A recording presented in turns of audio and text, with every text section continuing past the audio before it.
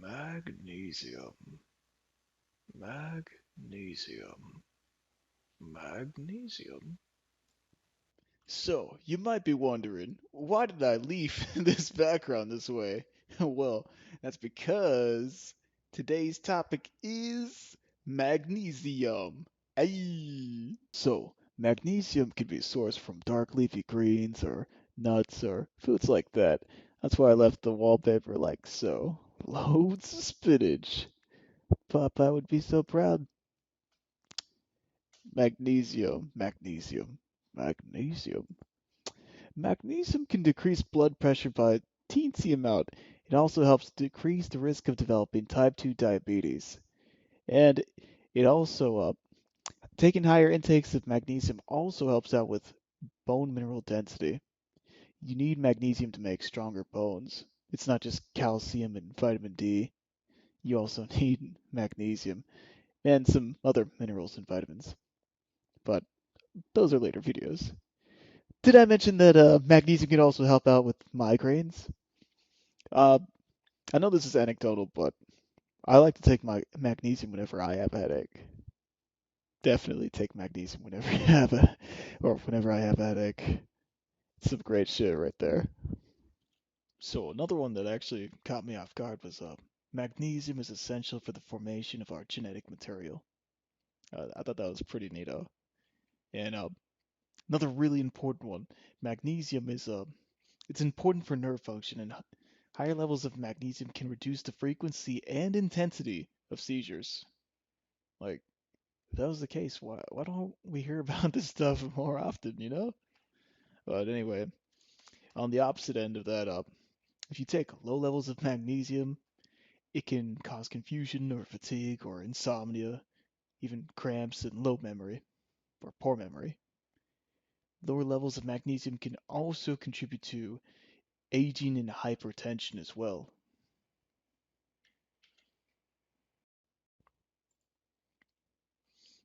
Also, in two studies with over 180,000 female registered nurses, those with the highest magnesium intake had a 19% reduced chance of stroke. That's like, wow. And then when you add the nurses with the highest magnesium and highest potassium intake, they had a 28% reduced chance of stroke. I'm just thinking, wow, that's insane. In another study where the participants took 200 milligrams of magnesium per day, the researchers found out that the risk for heart disease could be reduced by 22%. That's pretty good, and I think that might be partly due to the fact that magnesium has the ability to basically modulate the blood vessel tone. It can relax the blood vessels. I think that might be part of the reason why that's the case.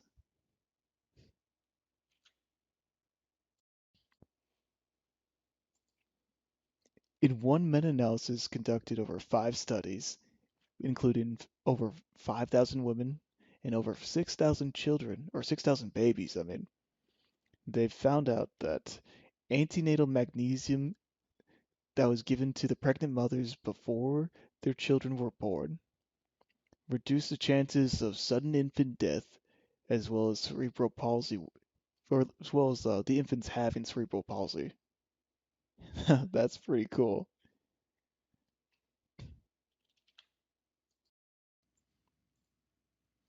All right, one last thing before I let you guys go. Sudden death is associated with low levels of magnesium, or there's an increased risk of sudden death associated with heart disease because of a low level of magnesium circulating throughout the body. Now, is that it's not really well understood enough, so I'm gonna leave that one right there. And the most important thing that I decided to say for the last is magnesium is great for treating depression and anxiety. It's not a cure, but it helps out with depression and anxiety. And if that's the case, why don't we hear about that more often? Why isn't that discussed in the discussion about depression or anxiety? I don't know. Maybe you guys can let me know, because I have no idea. It seems like it would help out a lot. Anyway, I mean, not to mention the fact that it's also in every cell of the body, so it must be important anyway. Yeah, who knows? Well, anyway, I hope you guys learned something, and I'll catch you guys laters. See ya.